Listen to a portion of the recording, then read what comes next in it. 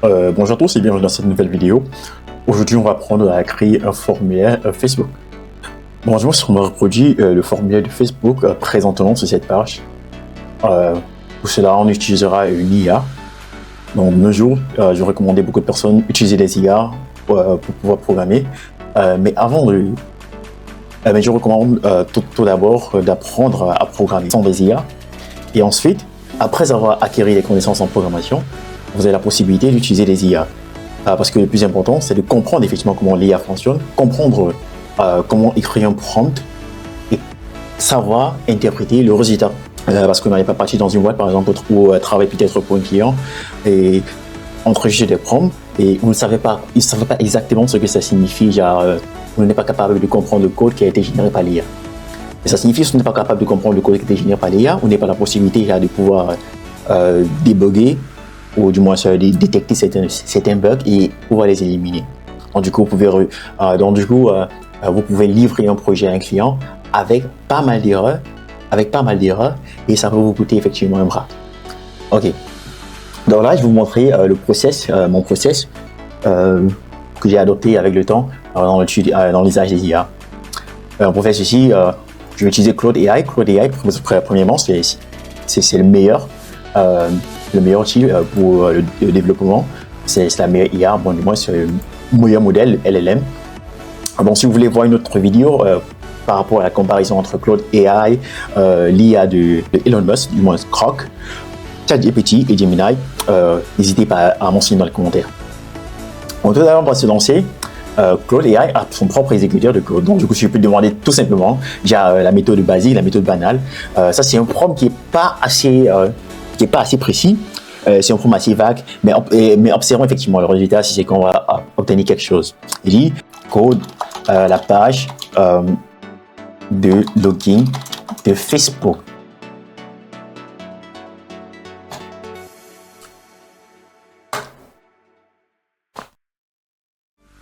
Là, il va créer la page Facebook. Et là, vous voyez à droite, on voit du code et c'est assez bien formaté. Donc, du coup, la coloration syntaxique elle est là. Et c'est vraiment la génération du code et ensuite on verra le résultat. Depuis Claude AI, vous avez la possibilité de visualiser le code depuis Claude AI. Donc, du coup, on va attendre.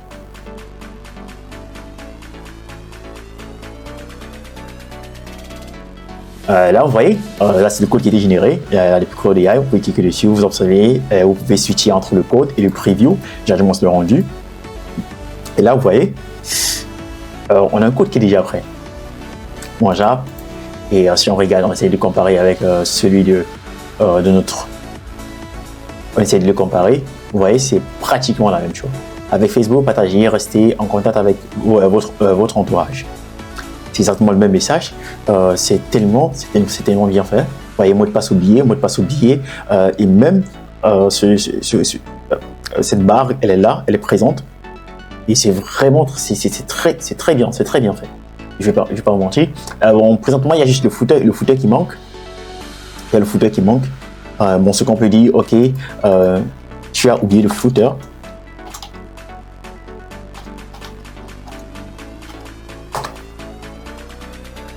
Donc, forcément, s'il y a la possibilité de générer aussi le footer, donc, je peux réécrire le code. Donc, il va réécrire le code.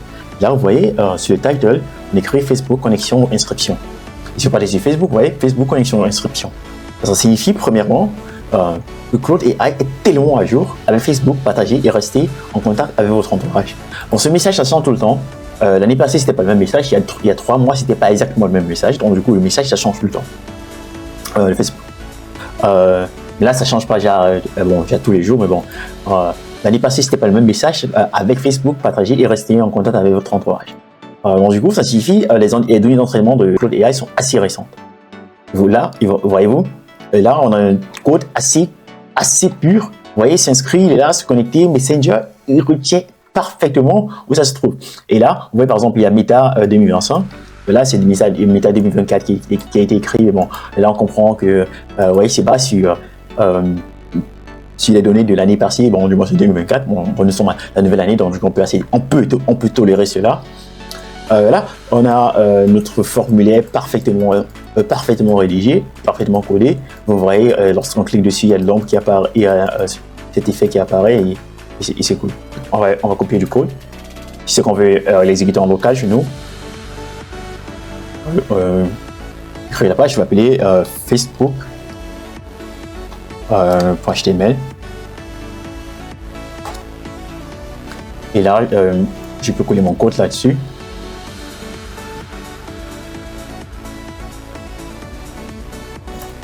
Et ensuite, faire un run. Depuis, et là, vous voyez, Facebook, parfaitement développé, parfaitement programmé. Et là, on a la page Facebook. Parfait. On a du Facebook, du copier-coller de Facebook. Ouais. Ça, c'est vraiment Facebook. Et là, vous voyez, c'est bien de faire avoir des compétences en programmation. Pourquoi? Voilà, on pourrait voir une petite différence. Je mets un peu les pages de côté pour que vous puissiez voir. Il y a quelques petites différences. Par exemple, là, le test, il est en gras. Et là, à droite, il n'est pas vraiment en gras. Donc, si je fais, par exemple, j'ouvre l'inspecteur du code, l'inspecteur, et je verrai, là, oui, c'est parfaitement dans un H2. Et je suppose que le Facebook, c'est une image. OK, Facebook, c'est une image. Voilà, c'est cool.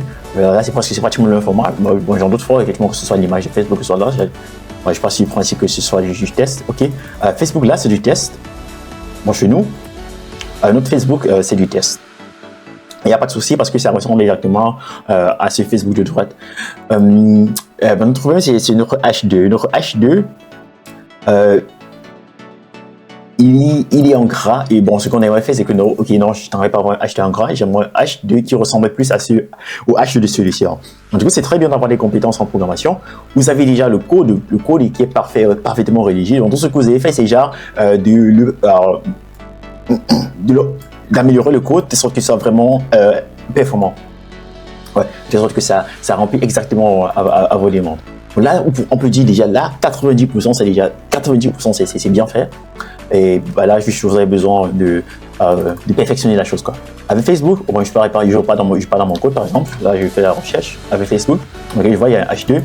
Bon, je recherche le H2 dans mon code CSS. Je vais monter tout en haut. H2, je crois que je l'ai trouvé quelque part, je sais pas. Ok. Voilà, je vois pas de H2. Ça signifierait que c'est tagline qui a été utilisé. Je fais la recherche de tagline. Ok, je trouve tagline. Ouais, font size. Font size, c'est effectivement. Bon, là, c'est la police, la taille de la police, font size. None of the aligned height. 1.3. Voilà, vous voyez. Il n'y a pas de bol qui a été utilisé. Il n'y a pas de bol il n'y a pas vraiment de bol qui a été utilisé. Donc c'est pas font size, parce que font size ça détermine, c'est pour déterminer la taille de la police. Donc ça, par exemple, si je modifie par exemple le font size, moi je dis que je pars de 1,5 à 2, ça va devenir juste plus grand, ça va devenir un peu plus grand. Mais c'est pas exactement ce que nous souhaiterons avoir. Ce que nous souhaiterons avoir, c'est un font white qui est un peu plus léger, quoi. Bon, on va du 9, voyons, on dit un 300 et observons à quoi ça ressemble. Ok, là, il ressemble un peu plus à notre Facebook. Ok, mais là, il est trop mince, c'est un peu trop mince. Bon, moi, c'est un peu trop light. On peut augmenter celui-là tout un peu avec, partons de 300 à 400.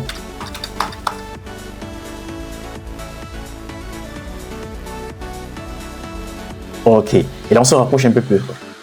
Bon, ok, 500, je crois que 500, c'est pas mal. Ah, ok, ouais, 600, c'est pas exactement ce que j'aimerais avoir. Mais là, mais là, vous voyez, pourquoi c'est pas la même chose? Pourquoi nous n'entendons pas le même résultat? Voilà, c'est facile de savoir. On n'a pas les mêmes résultats parce que Facebook utilise certainement une autre police. Si j'ai par exemple, j'analyse le code de Facebook, quand je regarde là, l'analyse du code de Facebook, nous sommes sur H2, nous sommes à la partie H2. Vous voyez, le font size, c'est SF Pro Display Regular. Du coup, ce serait bien d'utiliser ce font size de Facebook, le font size de Facebook, le font family. Le font family. Le fond de famille, c'est la police, en fait. Le nom de la police. Bon, de l'autre côté, nous, on n'utilise pas le font size de Facebook, on utilise un autre type. Bon, du coup, on peut le remplacer uniquement, on peut le remplacer par font size de Facebook. Et là, si la police est téléchargée depuis votre ordinateur, si vous avez déjà cette police en question depuis votre ordinateur, c'est la même qui apparaîtra. Ouais, vous voyez, c'est pratiquement la même. Ouais, c'est la même. Bon, du coup, on a réussi à développer cette page Facebook. Bon, là, il y a un petit truc qui manque. Il y a un petit truc qui manque, je ne sais pas si vous avez remarqué. Là, c'est la page de Facebook officielle. Il y a créé une page pour une célébrité, une marque ou une entreprise. Bon, le procédé, c'est quoi? Je peux copier je peux dire OK à Claude AI d'adapter cela, ou alors je peux le faire de moi-même. Mais premièrement, je vais déjà apporter des modifications à mon code. Ce que je vais faire, je vais copier mon code et je retourne sur Claude AI. Ça veut dire Claude AI, tu as oublié quelque chose. J'ai dit, tu as oublié cette partie. Et maintenant, s'il est très intelligent, je crois qu'il va exactement il va ajouter cette partie là où il faut. Tu as oublié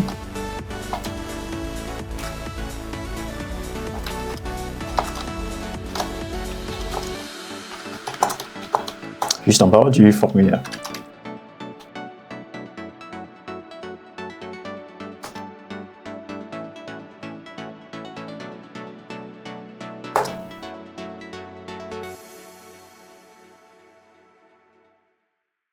Et là, hop.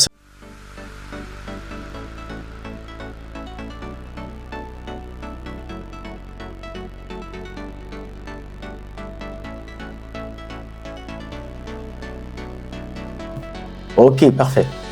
Exactement à l'endroit idéal. Donc, ce que vous avez à faire, vous copiez du code, copiez le code de Claude AI. Bon, ce que vous pouvez faire, c'est que vous avez créé une nouvelle page, vous le placez là à l'intérieur. Et vous pouvez apporter directement votre modification depuis le code de Claude AI. À nouveau. Modification, c'est sur body. C'était le body qu'on a apporté modification. Là, je remplace le body de Claude AI. Je remplace la police. Et là, dès que ça a été actualisé, je copie, je remplace là, enregistré. Et je regarde le rendu de mon côté. Parfait. Ouais. C'était tout. Bon, vous voyez, on a la possibilité de reproduire une page de Facebook très rapidement, très facilement. Mais on vous avait dit, c'est un très grand danger. Naturellement, c'est un danger. Mais c'est aussi un très bon outil qu'on peut utiliser pour faire des reproductions des différentes pages qu'on aimerait réaliser. Mais le plus important, c'est d'avoir les différentes connaissances en programmation. Parce que Claude AI vous génère du code. Mais c'est très bien de pouvoir analyser le code en question, pouvoir interpréter le code en question, pouvoir aussi critiquer le code en question. Parce que là, il y a la question de propriété. Est-ce que ça me réduit du code qui est exécutable? Ouais, exécutable. Est-ce que je peux exécuter chez moi en local? Vous avez vu, je peux exécuter le code en local. La deuxième question, est-ce que le code est correct? Ok, est-ce que le code est correct? Bon, j'ai besoin d'exécuter le code et tester, est-ce que c'est correct? Est-ce que ça remplit les différentes conditions? Je demande à Claude AI de me générer la page de Facebook. On commence à générer la page de Facebook et vraiment exactement comme la page de Facebook. Mais il manquait quelques petites spécificités, comme par exemple la partie créer une page pour une célébrité. Ouais, ça c'était pas possible. Là, ça a été oublié. La partie avec Facebook partagé et rester en contact qui était tout gras. Je crois que là présentement c'est toujours gras. C'est parce que nous avons oublié notre partie de font white.